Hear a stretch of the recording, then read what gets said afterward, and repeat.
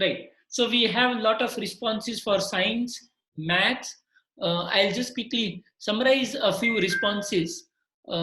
Systematic study of anything is science, knowing something. So probably for learning, it is generating curiosity so that they become learners on their own. Then mathematics was king of subject, the art of logical thinking. Um, Accuracy, connection with real life. Social science was something realizing values, having a debate, realization. Okay. Huh. Tarun says all subjects are about figuring out and expressing ourselves. Figuring out and expressing ourselves. All right. Interesting. So now with that, let's move on to the next uh, line for reflection. So why do we teach, again replace that with any subject? So why do we teach science, why do we teach math, why do we teach social science, why do we teach languages, why do we teach games, why do we teach arts, why do we teach music, uh, why do we teach anything that we teach? So why do we teach science, or why do we teach math? So we just had a lot of thought sharing about what is those subjects. Now we have, why do we teach these subjects? Yeah, any thoughts? Yeah, we'll just wait for a second.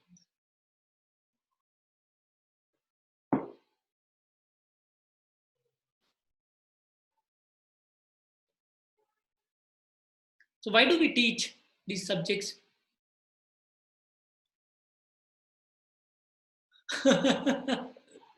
So we are teachers and we are appointed for that. Okay, we teach that subject because it is important for daily life. So can you specify for those subjects, like why do we teach science? Why do we teach math? Or is it like general thing that all these subjects are important for our daily life and that's why we teach these subjects, getting different perspective? Or any specific thing for, say, why do we teach science? Or why do we teach math? All subjects are food for the human mind to develop curiosity, logic, etc. Development of mind aids in development of the human race. Okay, so I just have a question, like, um, if we were not taught, were we not curious?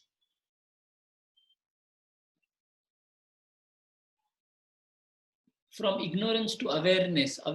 Okay, can we integrate values in science? Math is used so why do we teach science? Math is used everywhere. Okay, so it's about some application.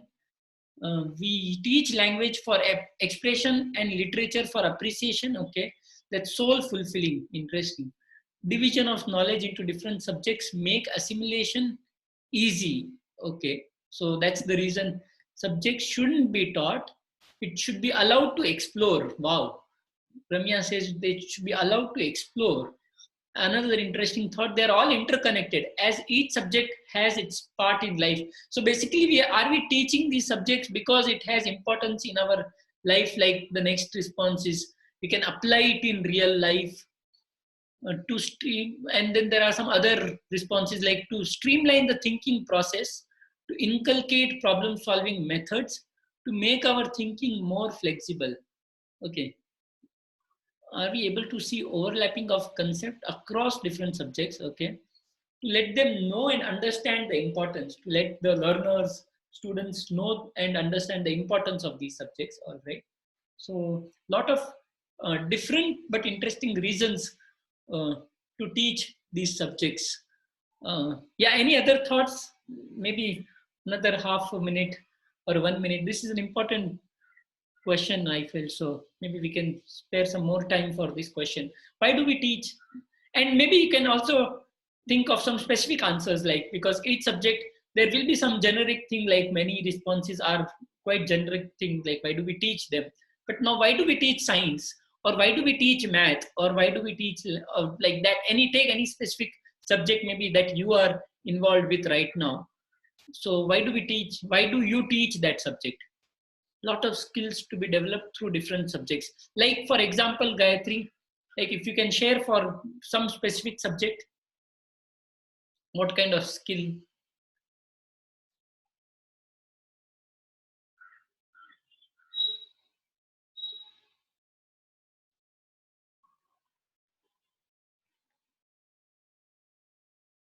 Maybe I am in a comfort zone while teaching that particular subject. Okay. So see, we are having some reasons which are also like, because I am comfortable to teach that subject. Okay. Or, and there was another thing on a lighter note, that because we are appointed as teachers and that's why we teach them. So there may be such reasons also, and these are also equally important reasons. So we provide students with tools to channelize their thinking and communicate and express their thoughts, to get updated with the technology. We teach social science to let them figure out the values. Okay, right. Uh, uh, and also the children smile unknowingly after understanding, which gives us satisfaction and contentment. Again, so there's a lot about inner uh, satisfaction, the feeling of being content. So there are several answers on those lines also. Make you both handling numbers and money in life. Wow. Because that is also important part of life. So handling numbers and money. All right. So uh, just some recollection from the previous session. I guess I'll not go into the details of this particular uh, graph, but I guess you will recollect. And for the others, maybe just um, if you were not there for the previous session, then if we go on the utility versus abstraction plot, then there are some topics which are more abstract. There is not much utility factor per se, but people still do it. I mean, it's not only about utility factor all the time. So, and anybody recollect those reasons? Why do people still do some of those things which doesn't have utility? Okay, there is another interesting thought that children are naturally curious. Teachers should only guide their curiosity towards self-development and harmony with other existences. Wow, wow, lot of deep thoughts. Right. Guide the curiosity towards self-development and harmony with other existences. Nice. All right. So, yeah, why do we do anything which doesn't have any utility factor? Because there are people who do things which are not having any utility in it. So why do we do that? Like say somebody working on atoms, or this is about Bohr's and some structure of some atom, or somebody working on some outer space kind of thing. Uh, for most of the people, there is absolutely no utility over there. So why do we do that? What is that ultimate goal of learning? Yeah, now it can be more generic answers. It's no more a subject specific answer. What can be that ultimate goal of learning then? Personal interest, self satisfaction, right? So we had several answers about satisfaction earlier also. So personal interest, I'm doing it because I like it, right? Yeah. So what can be that other ultimate goal, or it can be multiple ultimate goals of learning, so, or it can be different for each one of us. So what can be our individual ultimate goal of learning? Why do we learn? Is it, and I don't see anything being right or wrong over here. So I guess it's a free discussion, free community. So please feel free to share your thoughts.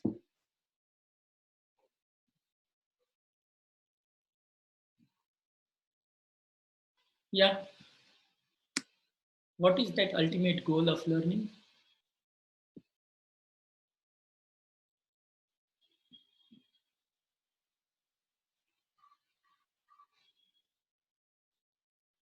Brings happiness, joy of figuring out again. Sometimes to keep ourselves engaged, updated. Okay, so sometimes it can just be about keeping ourselves engaged, updated. Okay, interesting. Yeah, any other reasons to learn, unlearn, and relearn? Okay, knowing what's unknown. Okay, right. So there are so many different line of thoughts, right? There is something about utility or application aspect. There is something which is about the joy or the happiness aspect, and then there is something about knowing. So just being curious about it, and you are a seeker of knowledge or seeker of truth or whatever it is, and we all then um, just dive somewhere, right? So now, um, yeah, it's very important to enjoy this process of learning, whatever we are doing. So that is also, I feel it is quite important, and to become the best by excelling in one's own capabilities and capacities. Okay, so excelling in our own capacity capabilities, right? Humans by nature are curious, so learning is natural and change is must. It cannot be monotonous, right? Okay, so now with all those um, thought processes, um, we discussed what is those subjects. We discussed why we teach those subjects. The aim of education in ancient India was not just the acquisition of knowledge as preparation for life in this world or life beyond schooling, but for the complete realization of the self. So, NEP talks about this self realization, self actualization. So, some very higher order uh, goals for learning, education, and all. Okay, so now what can be the best way to teach these subjects? Now, now let's be a bit more specific, or any subject. So, what can be the best way to teach science? What can be the best way to teach math? What can be the best way to teach history, geography, English, any other language? What can be the best way to even teach, say, games or music,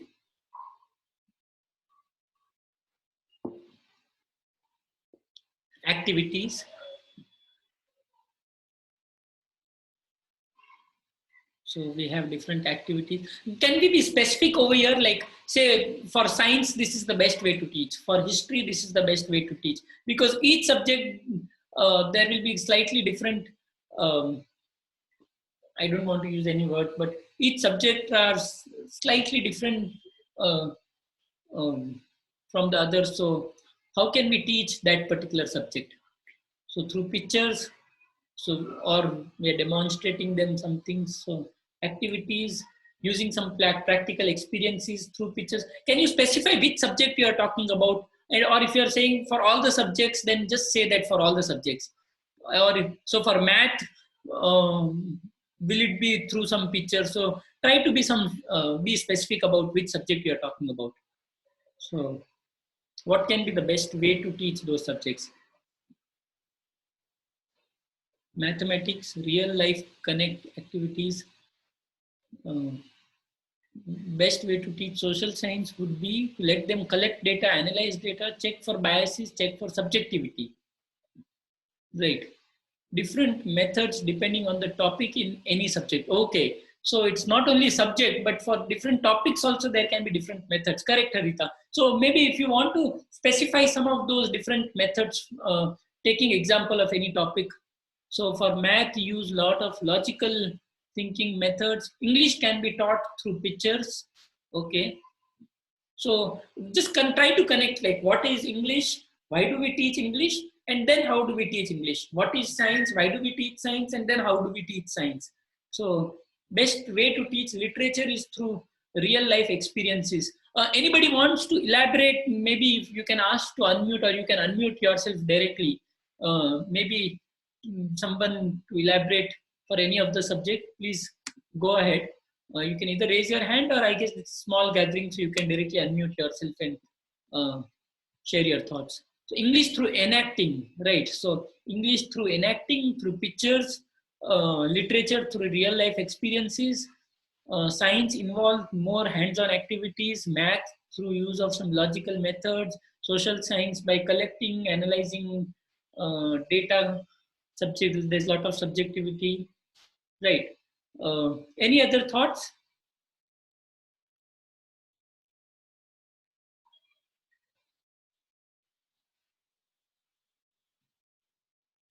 English can be through inductive way, where they listen and infer the rules out of that listening, using those rules to speak. Integrated learning and activities. Okay, all right.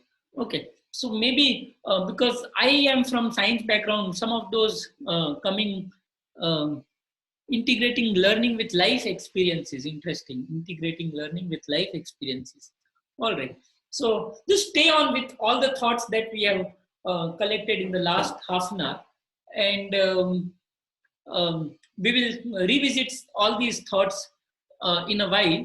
But now it's time for some experiences. So there's no such thing called as best way. Wow. The more we know students need, the better our teaching will be. Interesting, very interesting, Shalini. So there's no such thing called the best way, right? We need to know our students and then, okay, so that is one line of thought. So knowing our students and then adapting our methodology accordingly. Uh, is it only about knowing students or also knowing subjects, knowing the topic? Um, like we discussed why we teach those subjects or why we teach, how, oh, sorry, what we mean by those subjects. Um,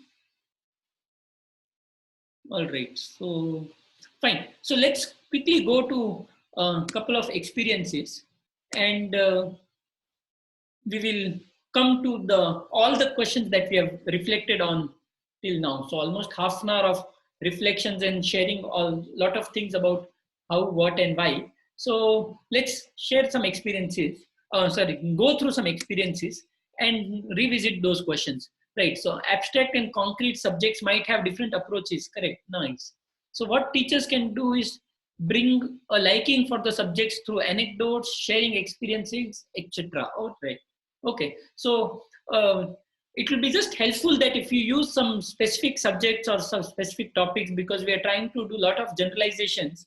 And I personally feel that each subject or each topic has their own beauty. So in this generalization, we might just lose out on that particular aspect. So anyways, so let's revisit this discussion again in a while and go through some experiences now. So what are your observations? I guess you are seeing one image, and this is not just an image. Like all of us go through this experience any number of time in a day, and more in the pandemic period because we keep washing our hands for every other thing. So definitely we keep opening the tap all the while. So what are your observations from this image?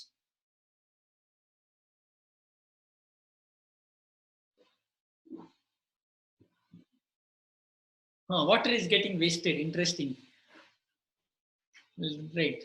So one of the like most common observation, and that's a very nice thing, right? That um, all this while, I mean, actually I have in my mind that we are doing science of some water flowing, but most of the time students will also say that water is getting wasted, which is a nice thing in itself, that through some such topic we are also addressing some of the very important other uh, aspects of environment and all.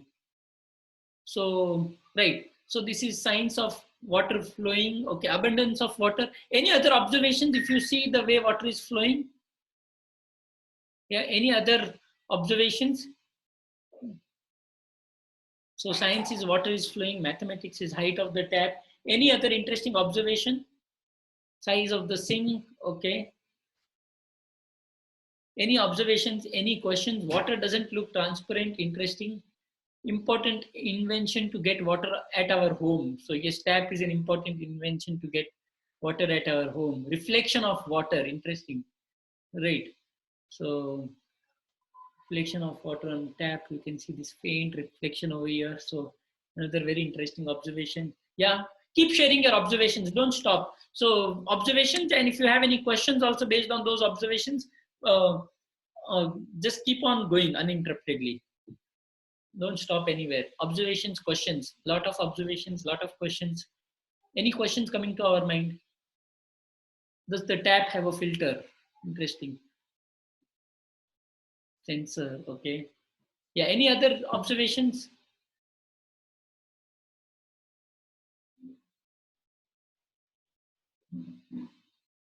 Any other questions? Why is it left open? Water flow gets narrower. Wow, interesting. So there is a wide, the width is quite high over here and it's quite narrow when we see at the bottom. What is the speed of water flow? Wow. From where do we get water from the tap? So how is it entering the tap? There's nothing seen beyond this. So interesting question. Huh. Any other questions? So we're having a lot of interesting observations and questions already. Any other observations, questions?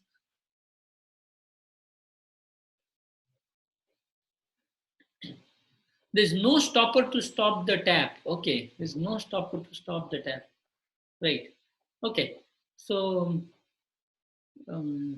yeah, any further observations, questions? The position of the wall makes water flow oblique. Wow.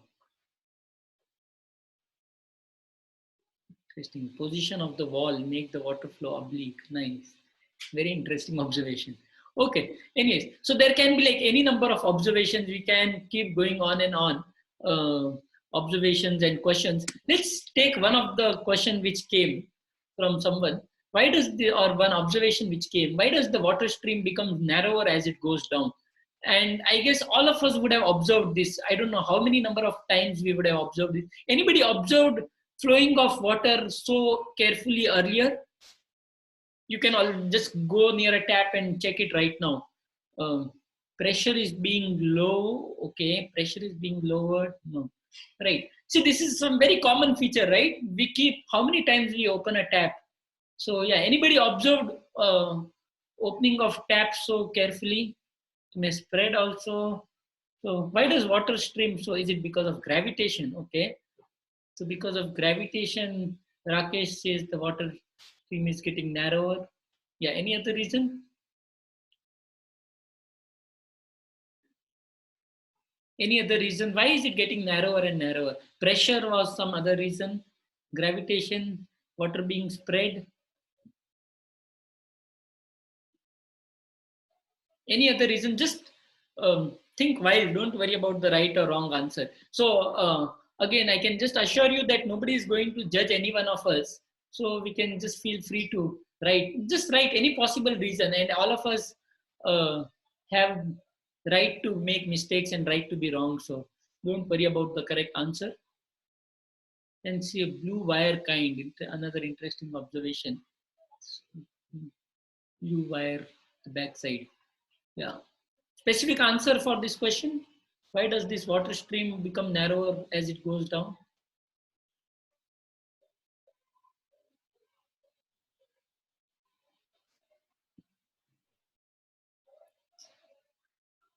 Force at the out point, it changes as it flows. Is it okay? Movement of air towards lower pressure region. Movement of air towards lower pressure region. Okay. Can you just elaborate, Rakesh? What do you mean by this movement of air towards lower pressure region? Yeah, as the water flows, the pressure decreases right around it. So when the air moves towards from higher pressure to lower pressure area,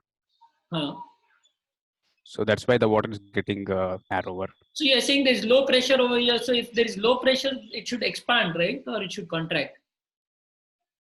Maybe around the water, the pressure is getting lowered. So if there is low pressure, will it contract or will it expand? No, the movement of air towards the water is making the water becoming narrower. Movement of air. Okay. So now from the surroundings. Surrounding. Okay. So a lot of interesting reasons. Should we conclude this or we just move on? Should we conclude this topic or we just move on? This water flowing, because all of us keep observing this water flowing. Should we conclude at this point? Like, do you want me to give the answer or we have some further discussion or we just move on from here? And the reason for both, if you say conclude or if you say move on. Yeah. Should we conclude or we move on from here? Surface is there out of the tap, so it is able to hold the water wider. Okay. Because of the surface, it is pulls it downward faster. Gravity pulls it downward faster. Okay. So a lot of interesting answers already. Pressure, gravity, movement of air. There were a couple of others. So, anyways, wild guesses like kids. Correct. So, should we conclude or no? And why? Should we conclude this tab thingy or no? Or we just move on? Very important question.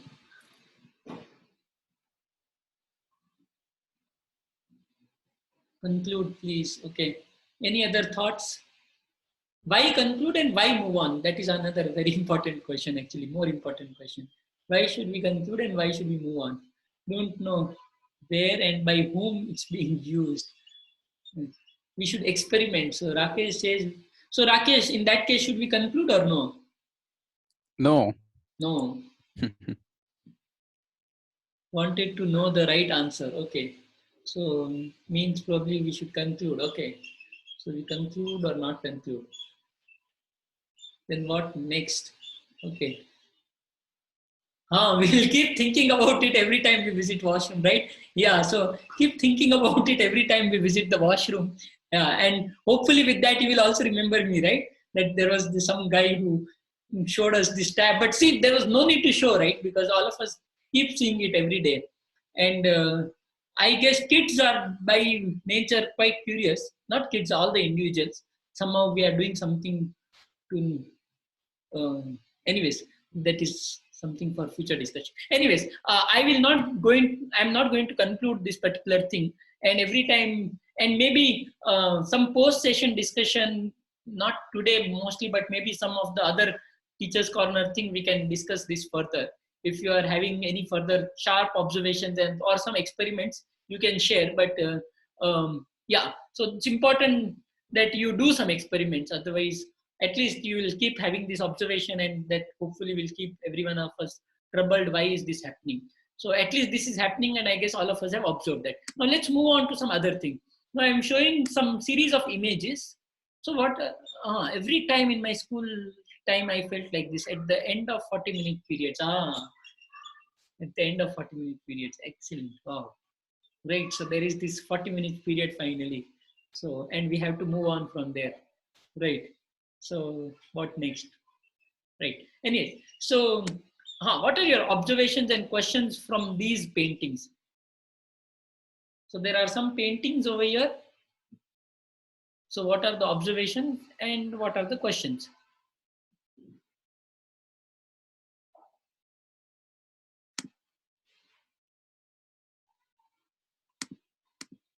Oops, sorry.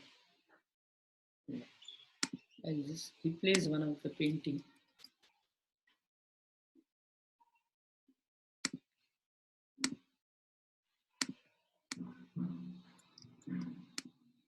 Right.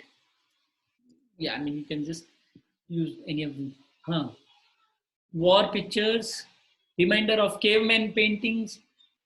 Is it telling about an important war? That's why I just replaced this painting over here. It was giving the feeling of war. But how old are the paintings? So yeah, whatever questions or observations coming in your mind right now, how old are the paintings? Interesting. Observation, ancient ruins, inscriptions, interesting. Yeah. Any other questions? What was used to paint this? Wow, excellent, excellent. Are they scratched or used some pigments? Wow. Which tools did they use? Very old painting, some observation. Right, dust. Unconditional art. Is it unconditional? Yeah. You can also try to convert some of your observations into some questions.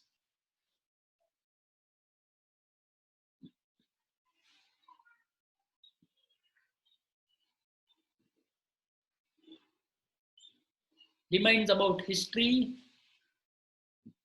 Yes. Any other observations or any other questions from these paintings?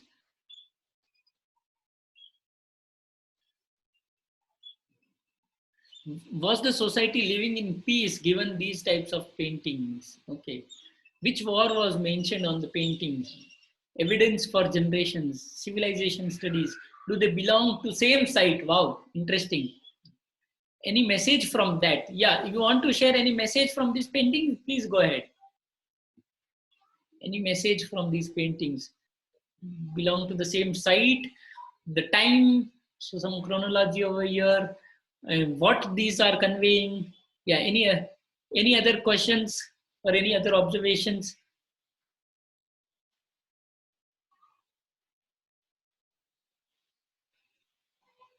Right. So now let's go to two very specific. They did not use the modern weapons to fight. Okay, they did not use the modern weapons to fight. Right. So now, what do these paintings depict? Maybe let's label these paintings so that this one is one. Sorry, this one is one. Let's say the one below this is one. This is two, and this is three. So um, yeah, what do these paintings depict?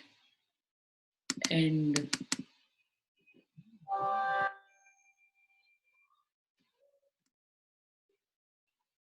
all three pictures have different animals and inscriptions, right? So what may these paintings be depicting?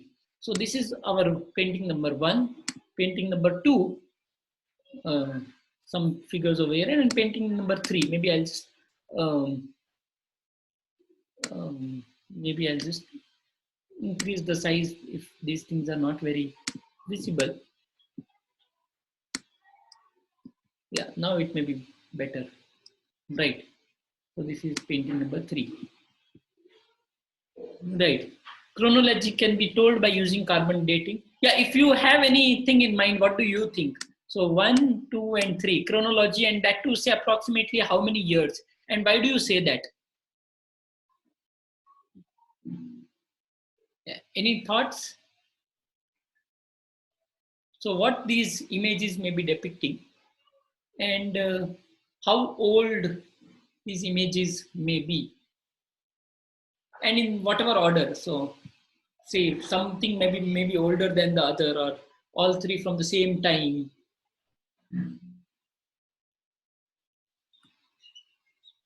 Mammoths, animals used for wars, cattle rearings maybe. So yeah, just see painting number three carefully. Is it cattle or something else being depicted?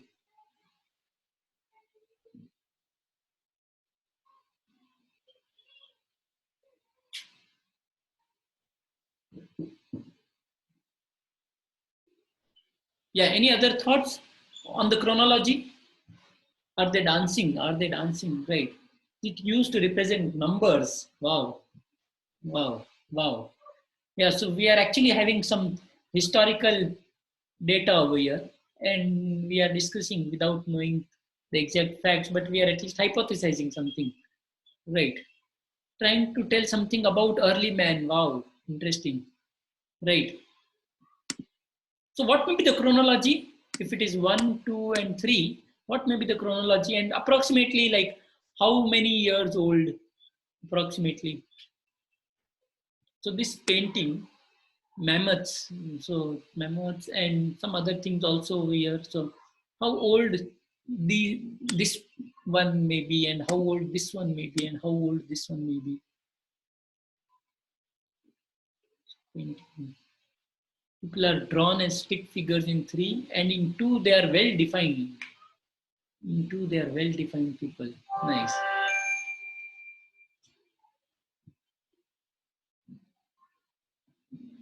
So how old these paintings may be, if you were to just guess the chronology of these paintings, some approximation, some approximation, maybe about. So are these like all three of them at the same time, or some may be older than the other, or all three at the same time?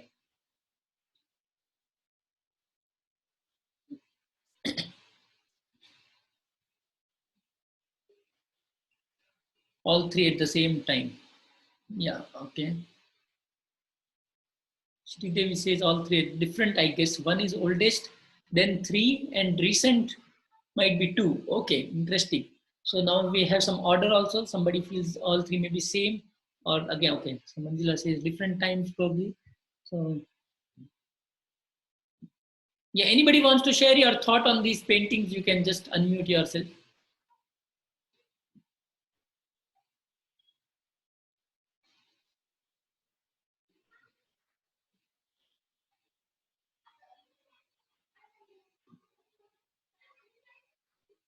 There was a war fought using animals and weapons. They won the war and are going back. Wow. So there is a story, entire story built over here. So there is a war being fought, as in picture 2. Then they use these animals and weapons. So as in 1 and 2 both. And then once they have won the war, victory, and then they're celebrating. Wow. So they're dancing or some form of celebration. Okay. Socializing, dancing, and also. Wow. Interesting. Wow. So Sri Devi has just built an entire story over here. Okay. Dipali says it may be from very different time. So why do you say it is from different times, Dipali? Any reason for you to say that?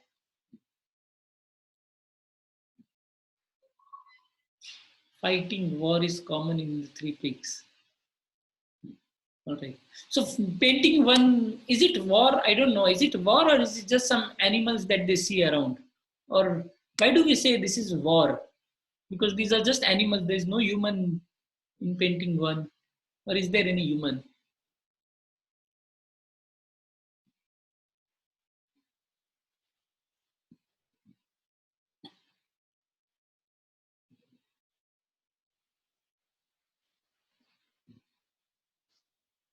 Right. Okay. So, um,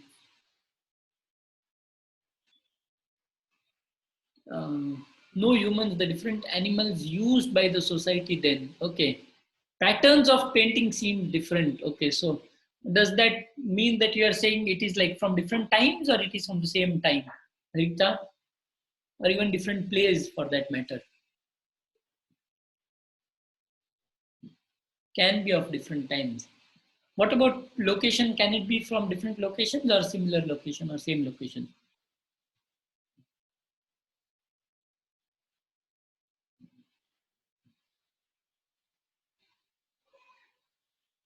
Struggling for the survival. All right.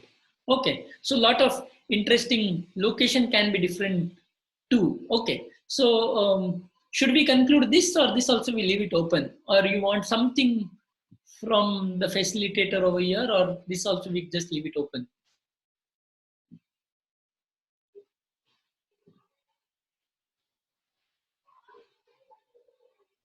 Open or conclude? Something like what? If you want something means what exactly?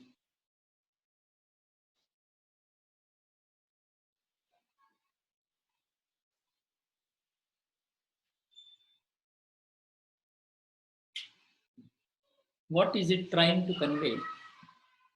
Okay, so maybe I won't give that answer. What is it trying to convey? But at least I'll share that these are paintings from Bhimbetka, which is near Bhopal in Madhya Pradesh. And yeah, this is a very solid answer. So this is painting from Bhimbetka, all in the similar, same region, in fact. And time and all those things probably I will not want to reveal because otherwise I'll probably end up just killing the entire suspense over here. And we will just discuss why I am not giving the answers of these things. Maybe just in a while.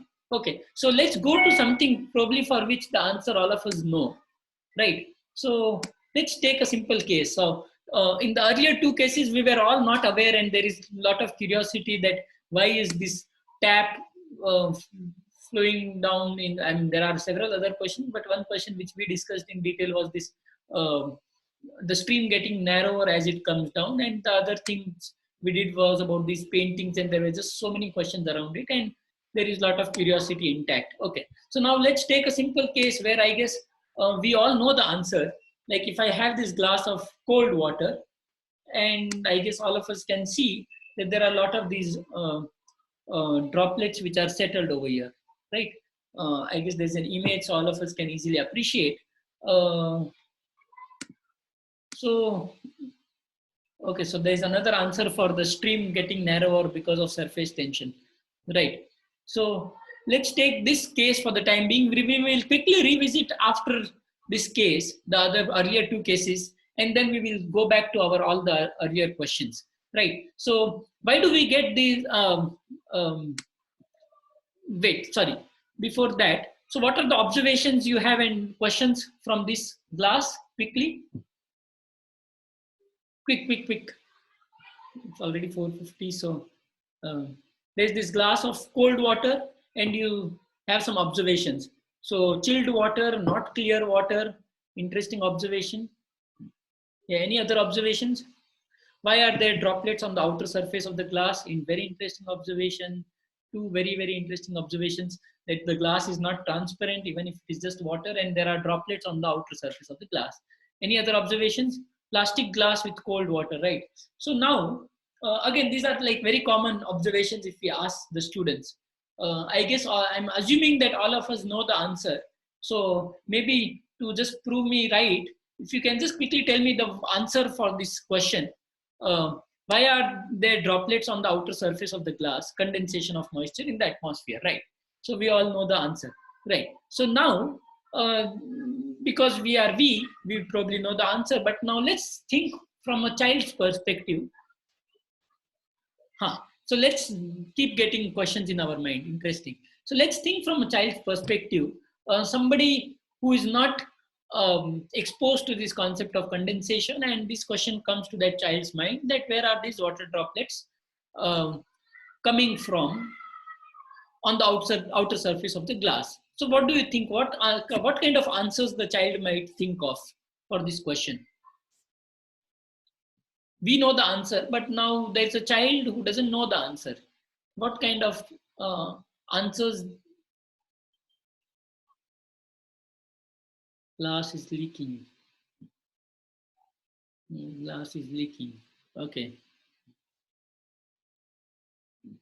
Okay, so for this discussion, I will be like perfectly okay if you just want to unmute and share your answers, because there will be maybe slightly longer answers to share. If you are comfortable typing, please continue. There is absolutely no problem. And if you want to speak, you can please unmute yourself.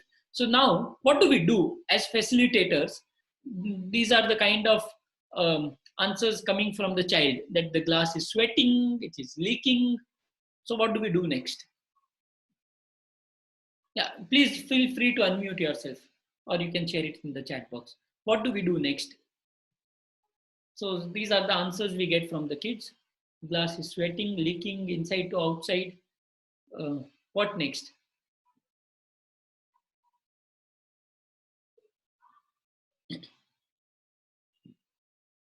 So as facilitators, what should we do? Or what can we do? Or what do we do?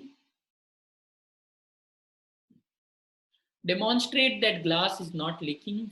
Then I'll make a note that the glass is a non-living thing.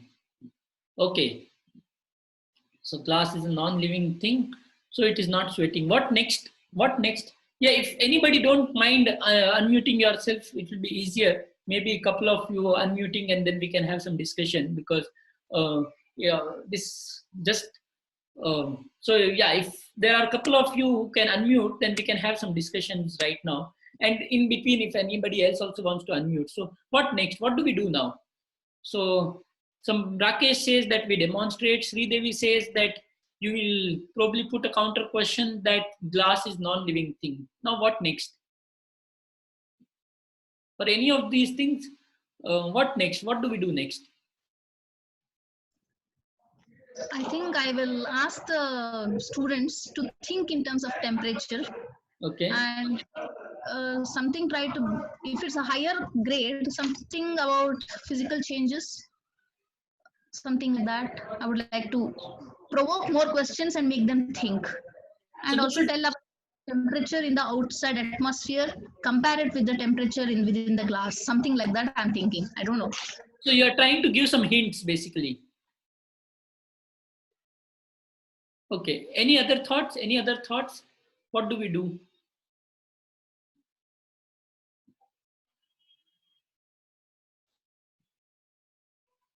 Yeah, please feel free to respond. Otherwise, uh, having these corners, the name itself, we thought a lot about this name, which is corner or adda or katte or any of these things in our languages, so that it gives a very informal feeling. And let's have this very informal kind of discussion. So please feel free to share your thoughts. Yeah. So what do we do next?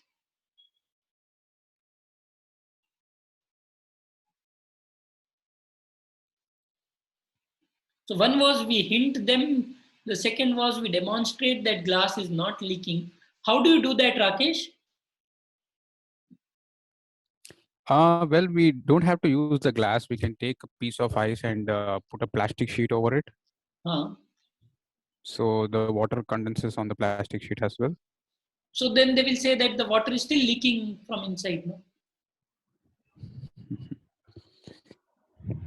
Seeping through the sheet. Right.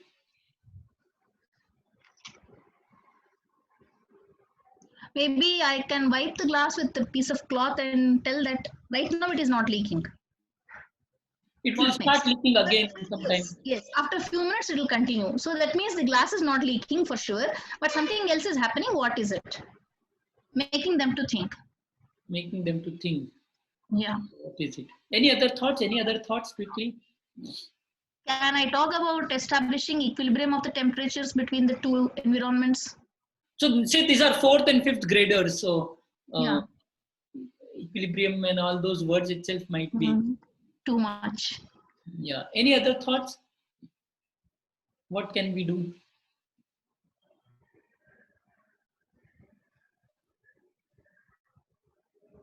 Yeah, you can write it in the chat box. You can speak. Anything is okay. So what do we do next? Ice is floating. Yes. So like, huh? So if the main question is like, from where are these water droplets appearing outside? What do we do?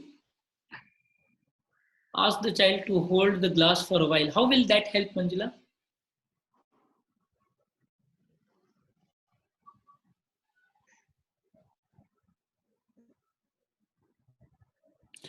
Or show them the dew on the leaves in the morning.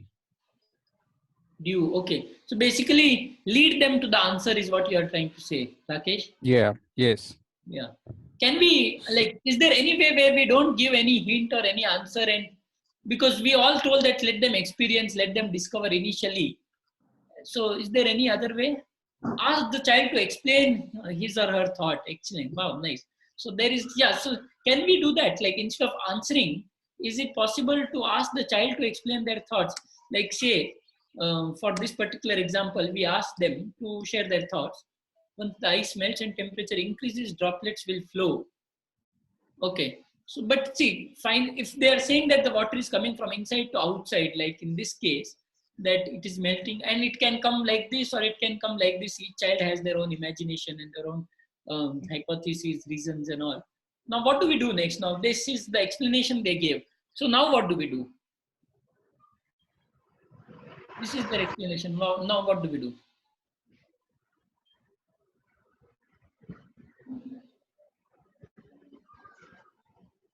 Any thoughts? Since the water vapor is coming from outside the glass, I mean, from within the glass, it is coming outside with from a child's perspective. I can also tell that the water vapor is going up.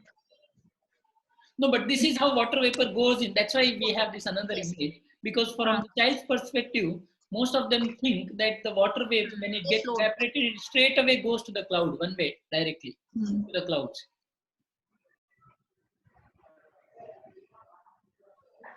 So now what do we do? See, because as teachers, we have this urge of finally making them understand or let them get the answer and all. So now what do we do? Should we stop this urge or keep it on a hold for a while, or we give the answer? And at what stage do we give the answer? At the first stage when they shared their question, or when they gave their initial reason, initial answer for that question, or when they gave the reason for that answer, or should we still hold on and let them do some further things? If one more glass of plain water, ask them to observe and explain. So we did that precisely. And then they say that in cold water, it can come out, but normal water, it doesn't come out. And that's child imagination. What do we do?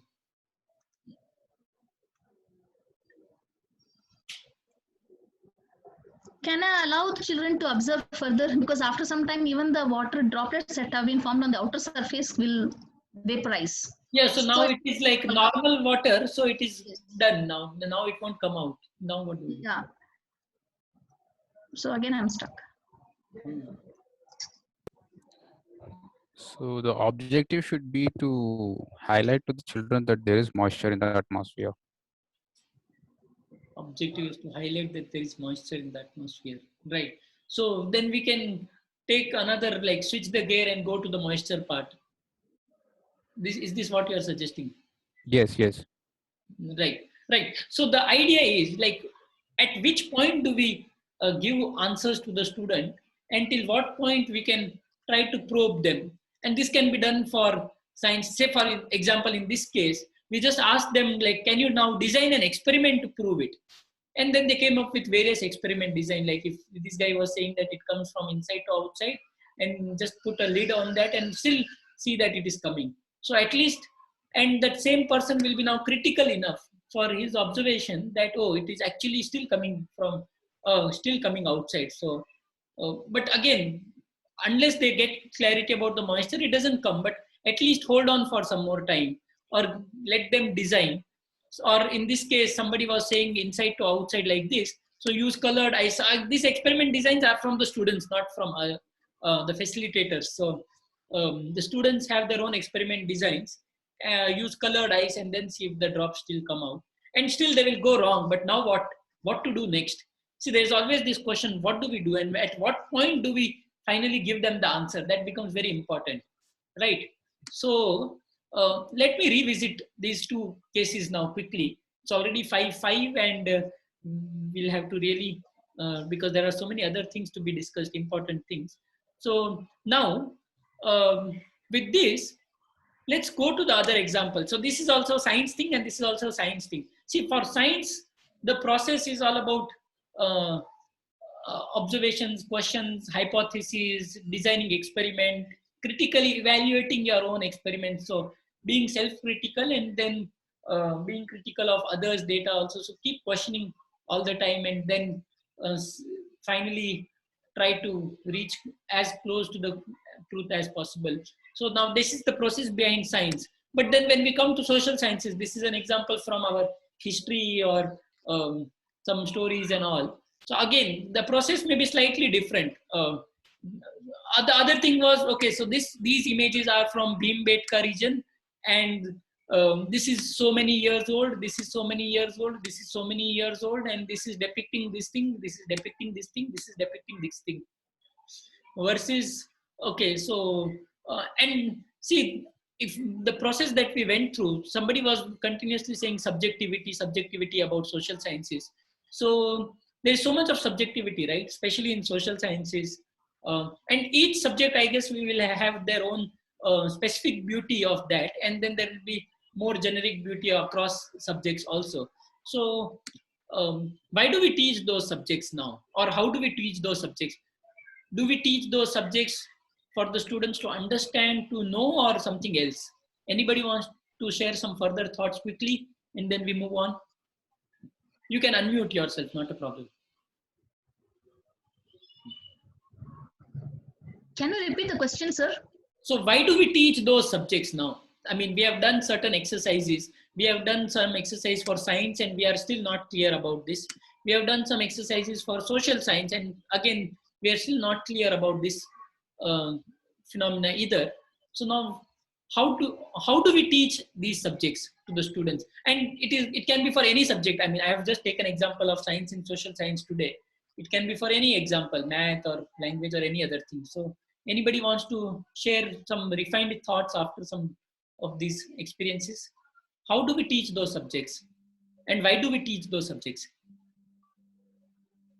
For social studies, as regards why, does it mean that, or maybe like we are educating the next generation about the history of our country, thereby developing a sense of patriotism, culture awareness, how the society was at that point of time and now how it is, a sort of comparison. That is maybe about the social science part. So I just have a question. Is there any definitive answer when it comes to history, or it is like, More of definitive answer for history, oh, particularly history. particularly history. Others, do you agree with history? There are definitive answers or no? Because I see every now and then in Bangalore, Karnataka, the political parties keep fighting, say, about Tipu Sultan. But if there was a definitive answer, why are we even fighting? Maybe because they themselves don't have the clarity. So, like, does anyone else have clarity for sure? A definitive clarity? Maybe a few historians, because I'm not from a social science background, but there might be at least a few people who have this background of history. They might be knowing the order of the sequences. So that's what I feel. I don't know. I'm making a wild guess, in fact. Yeah, Now. perfect. See, it's perfectly okay to have, because again, repeating that it's a very informal discussion. So let's be open about it. Yeah. Any other thoughts? Anyone? Any subject?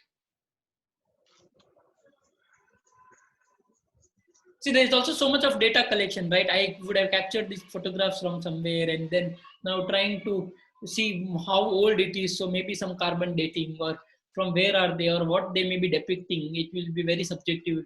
Again, I may think that this is some dance. Somebody may feel some social gathering, or they are going to a war in a group, anything.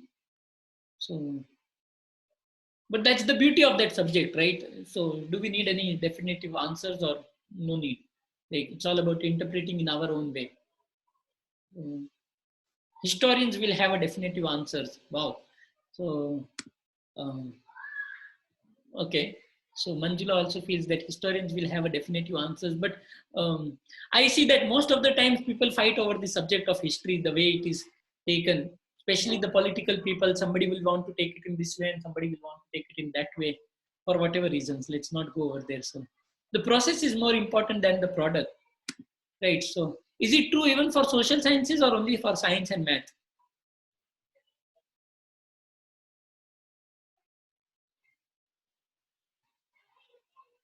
For everything. Tarun says that. So others, do we agree? Like, the process is important than the product. So basically the process of science, so science will have its own process, the way we study different natural phenomena, or social science. So study social science scientifically, right? So again, so there will be some interlinking between these processes. There will be some very specific things to each of the processes, because science goes with evidence and history goes with a lot of interpretation of what we see as images or some documents and all. Science will not go with these subjective things generally. So there might be some differences between those processes, but how much importance do we give to those processes when we teach? Like, when we ask, like, how do we teach these subjects? Do we give importance to the process or the knowledge part of it, the content part of it, the product part of it? I think we give more importance for the content part. The knowledge part, it is more of data distribution and assimilation by the children. Like, when somebody is learning math, are they like learning math as students, or they are becoming mathematicians, or they are becoming social scientists and learning social science, or linguists to learn language, or they are being students all the time? They are trying to become social scientists in some way. But Right. for the most part, as per my experience goes, it is more of data distribution with respect to social science. I mean, we just keep on telling whatever is there, we just pass the knowledge. But in fact, interpretation is to a very lesser extent, though. Correct. This is my observation. I'm really very sorry if there is any social science teacher, but I have seen this. What about science or math? Yes, science has got interpretations. You can't think, and for the most part, even some of the teachers, there's a space for at least for the teacher to think in an alternative way. But in social science, we don't see that. Right. How So in science also, we teach science, or we let them experience the process of science? we are sort of teaching science. Or we Rather teach than them formulas? yes, in lower grades, it is more of teaching science, but maybe at the higher grade, not to a college level, but at the higher primary and the high school level, we allow them to experience the process. So by when imagination, we allow them to experience, we give them some experimental setup, or yes. they design Yes. their experiments, they fail in that process, or they know for sure that these are the experiments we will do and these are the kind of observations. No, we allow them to experiment. We allow them to think, give critical thinking process by asking more questions rather And we than allow telling, them to fail. We allow them to fail. yes, yes, yes. Failure is a must. Failure. Yes, failure is a Wow, must. wow, wow. Nice. Linguist part, I'm not sure. Partly they may be using the characteristics of linguist, but not sure about all the aspects, right? So yeah, because language will also have their own beauty, right? I mean, again, just quickly some anecdotes from the last session. We had this mathematician's lament, and I guess if whoever was there and we recollect that that guy Eckhart, he woke up to a dream of that music thing, that people were designing a curriculum for music, but the students were not even experiencing music. It was all about learning the different nitty-gritties of music, the notes or pitches or whatever it was, but not the experience of music per se, the melody behind it. So if we lose out on that soul of that particular subject or that particular topic, then so yeah, anyways, this is point for self-introspection and a lot of reflection. So uh, let's not draw any conclusions over here, but yeah. So now we have talked about so the reason why we were doing all this exercise was, like, we will teach that subject whatever we believe that subject for. Like, say I will teach science as an experience subject if I feel that science is actually that experience. But if I feel that science is actually, the students should know and they should be able to apply these piece of knowledge, then I will probably teach science as a piece of knowledge. But if I feel that no, science is about that experience and that process, and it's that process which will be useful for the students more than the knowledge. Knowledge also will be useful, and definitely knowledge also has its own importance. But that process of uh, designing experiments or thinking critically, analyzing things, that is more important. That is what is science. Forget about being important, but that is what is science. Then I'll probably give more importance to that aspect than the product part. So it is finally what I believe about science, or what I believe about math, or what I believe. So whatever we teach, I feel that it depends a lot about our own belief system. So if I believe that that particular topic or subject is for that, is to serve that purpose, then I will probably teach it in that way. Agree, disagree? Or there are some other factors also at play? Are there any other factors that play? Like, I mean, I believe that science is about that process, but somehow I'm still not able to do that in the classroom. So, because those are important, right, to address those factors also.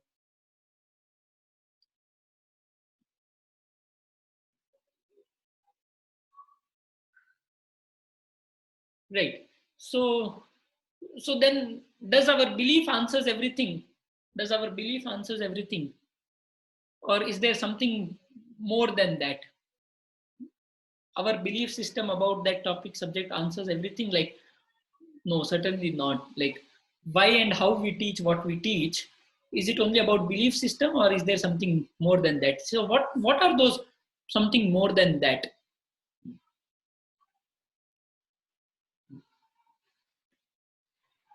What are those factors which are that something more than that?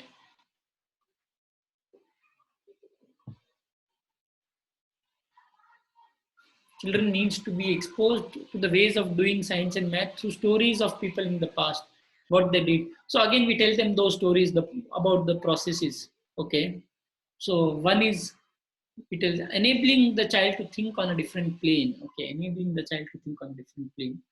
Maybe hard. No, so let's go like in that order, like not like what should we do, but why are we doing what we are doing right now? Yeah, so what is that something more than that? Self-experience. Um, um, so basically, the way I teach in a classroom, one is my self-belief of that subject or that topic. But what are the other factors that determines how I teach what I teach? I may believe but may not have skills or mastery. So I may believe that this process is important, but I myself don't have mastery on that process. Interesting. Yeah. Mostly the schooling goes with syllabus completion and scores. Wow, wow, wow. Harita has mentioned some very interesting points that it goes with syllabus completion. There's so much of constraint. There's a 40-minute period and we have to finish so much of syllabus. And at the end of it, there is this scores, so marking system and all. So that's why the process doesn't go smooth. Nice, nice. Yeah, so see, so even if my belief may be something very different and that ideal, close to ideal kind of belief, I don't know who defines that ideal, but assuming that there is something called ideal.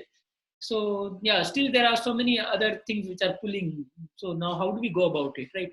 Strategies used, right?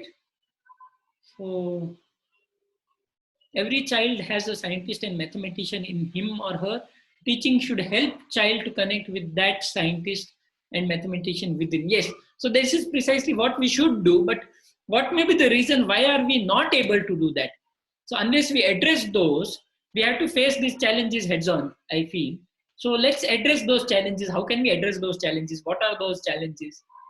Because see what our policies says or educators said, some of the eminent educators like say our Yashpal or Piaget, they have suggested that this question will be addressed if we encourage and motivate. Sorry, the question is about that in this 2005 NCF, it's a 15-16 years old document. The committee pointed out that learning at school cannot become a joyful experience unless we change our perception of a child as a receiver of knowledge and move beyond the convention of using textbook as the basis of examination. This is 2005 document, and it's there in all the prefaces of our textbooks.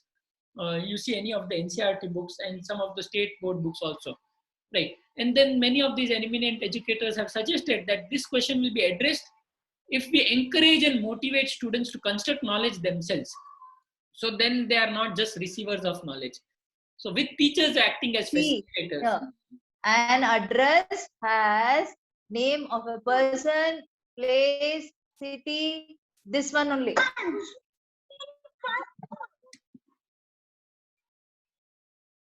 Right. So we should expose the child to have two groups and discuss the topics for and against. Nice. Lack of self-awareness in the facilitators is the cause for not able to do the above. Wow, lack of self-awareness. Yeah, what may be the other reasons? One is our curriculum and scoring constraints. One is our own incompetency about the mastery of that subject or the process behind it. Or one may be the lack of self-awareness itself. So yeah, what may be the other reasons? What pulls us from doing it? What prevents us from doing this? What prevents us from doing justice to that subject?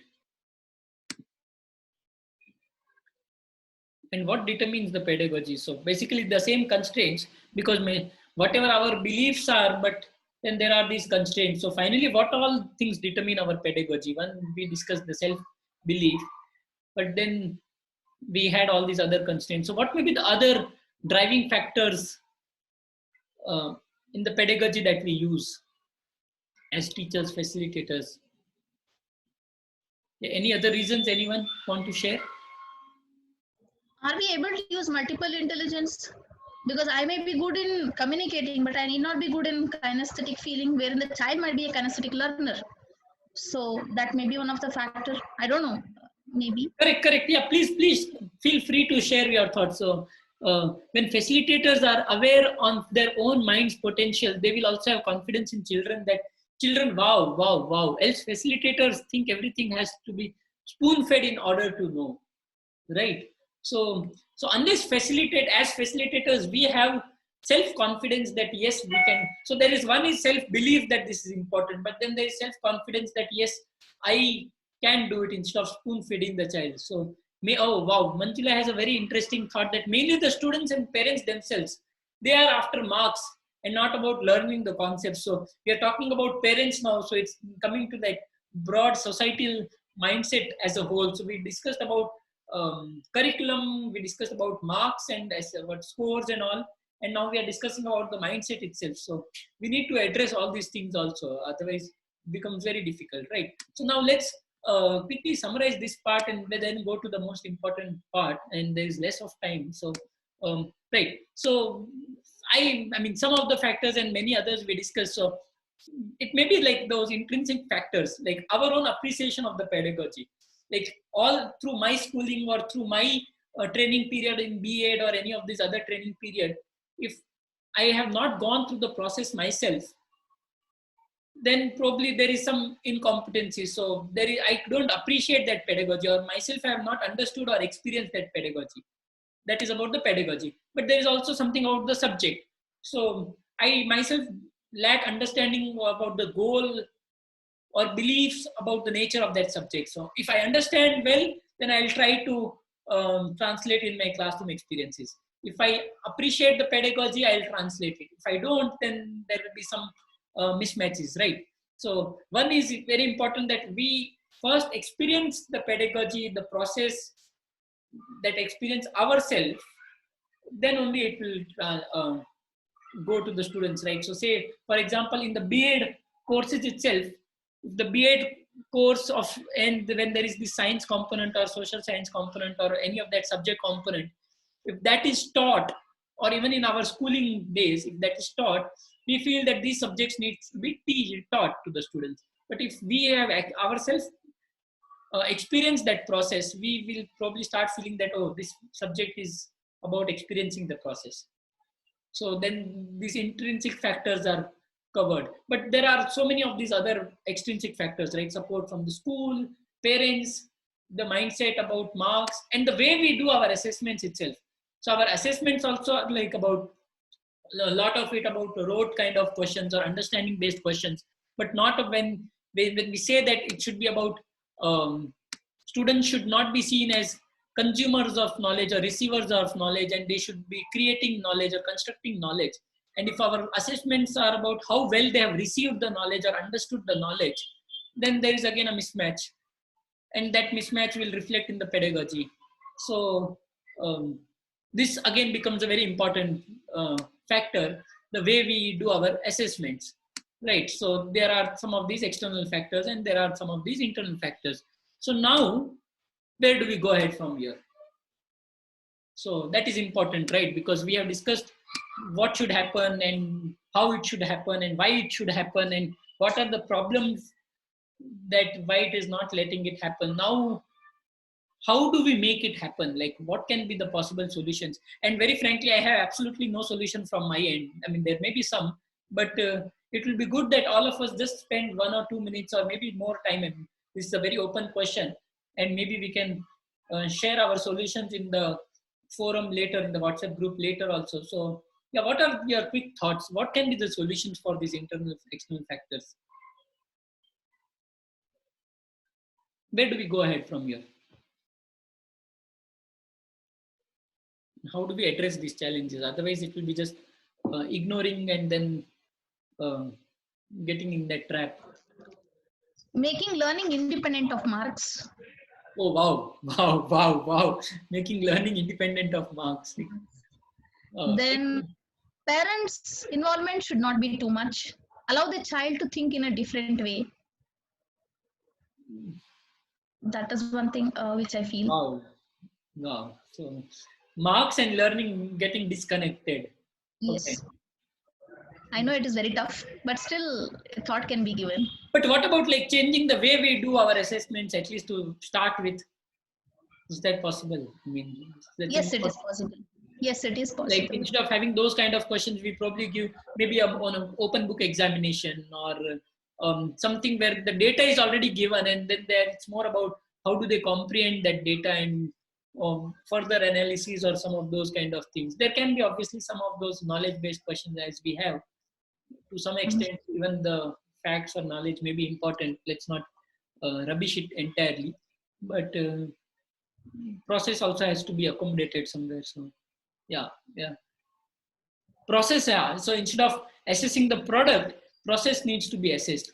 So I don't know how it is done, but in some countries, say for example, Finland and all, they even go to the attitude, like say attitude of learning how to learn. Maybe Mrinal, maybe you want to share something. So there the assessment itself is on the attitude or that value system in life. that how open you are to learn, or how um, okay, how well armored you are in this skill of learning to learn. So then automatically you are assessing the skills and attitudes, not really the content part. Um, CCE should be implemented in its true spirit. Wow. Yes. So I guess many teachers nowadays keep complaining about this. CCE was started for some good, with some good intentions, but that is not at all happening. So willingness. See, Tarun says one important thing, that willingness. There are these external factors, and we definitely can't ignore them. But I don't know if we should always just keep blaming external factors also, right? Like there is some self willingness that at least let me try this much. Say if I have 5 periods in a week, maybe at least half a period, at least one period, at least 5 minutes in a week. If I do this way, or 10 minutes in a week, maybe I ask some questions, let the students think, or let them think openly, or let them do some open things. So small steps, at least we can take it at our own level, I feel. So I guess, yeah, assessments also, I don't know, I'm sure assessments is not in our hands as individuals, but maybe somewhere if we can influence the students, teachers, schools or parents, is that possible? I don't know, maybe because you are all very experienced teachers. So how easy or difficult it is to influence the parents or schools? And let's keep NEP in our mind, because NEP is there and everybody is, I mean, it's like there's a big hullagulla out there about NEP. So does it help or no?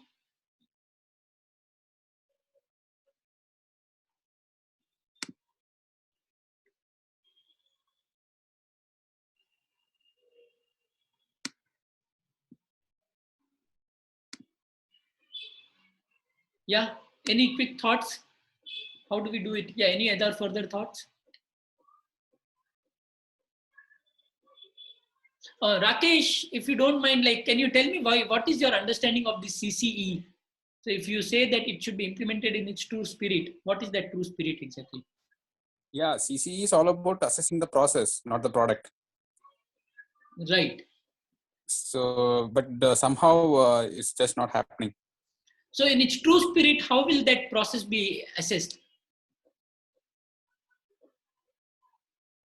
Through observation of children's activities, providing them opportunities to do activities, So like experimenting.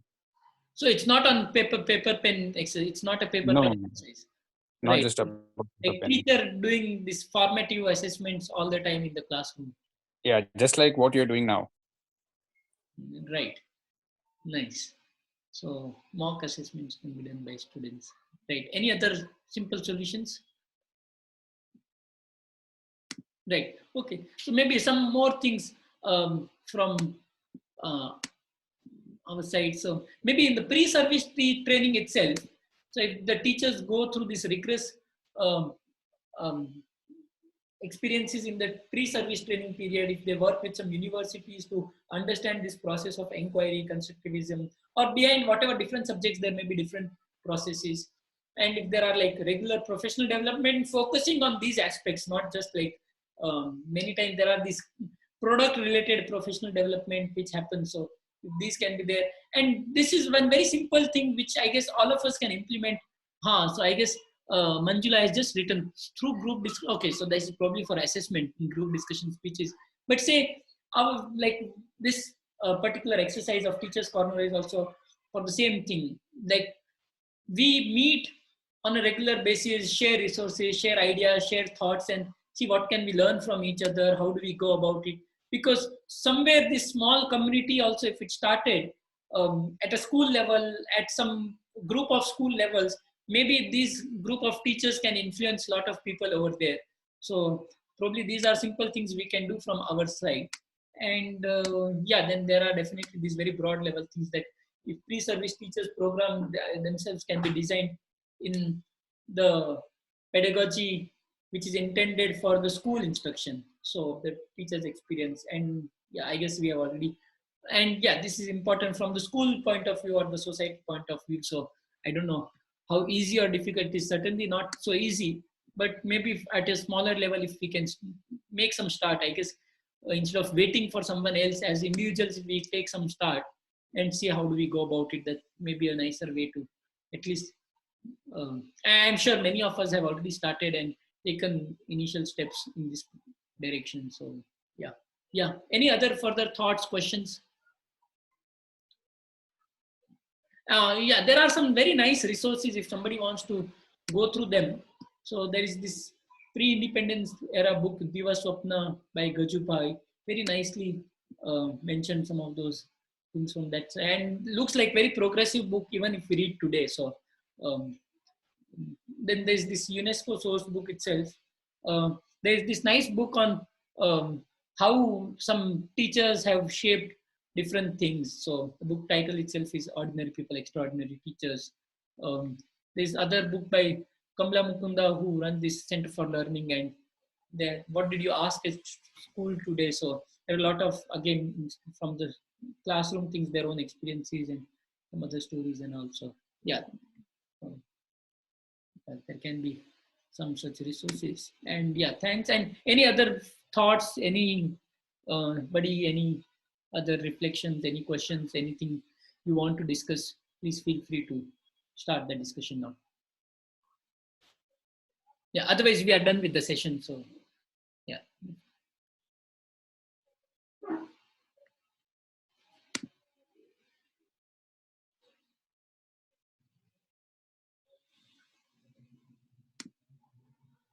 Yeah, if you want to just quickly share some reflections from whatever we discussed in today's session, how does that help? So maybe quickly you can share it in the chat box. How does this session help? So some quick reflections from the session.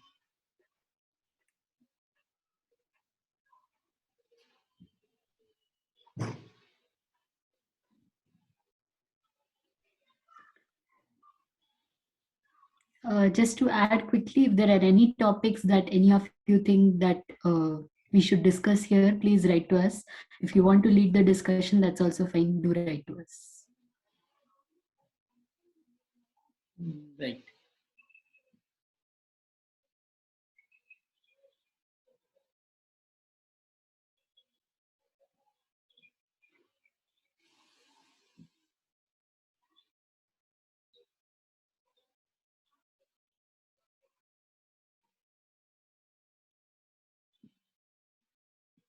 Yeah, any question or any other thoughts, please feel free to share.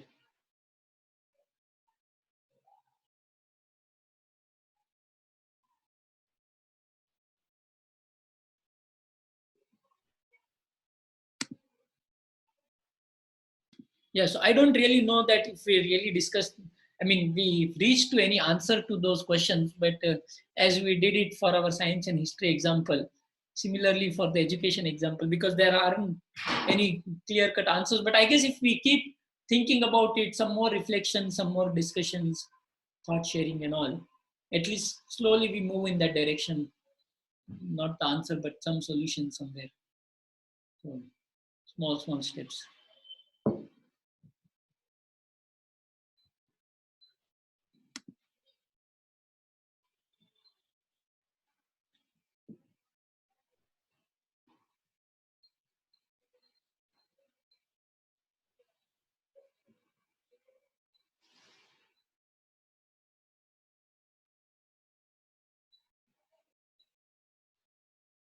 Right. Okay, so if there are no further questions, discussions, then we can just conclude the session here. Thank you, everyone.